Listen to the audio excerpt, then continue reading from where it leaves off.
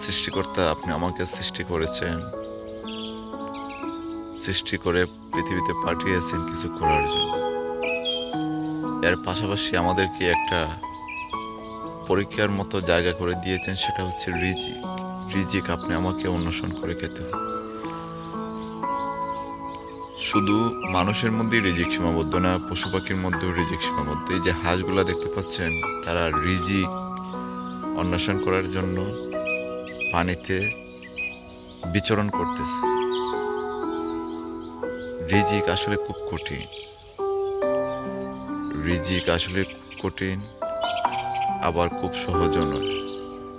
রিজিক সবসময় খুব কঠিন জায়গা থেকে কিভাবে আসে তা বলা বড় মুশকিল। সুতরাং আপনি আমাকে চেষ্টা করতে হবে যে কিভাবে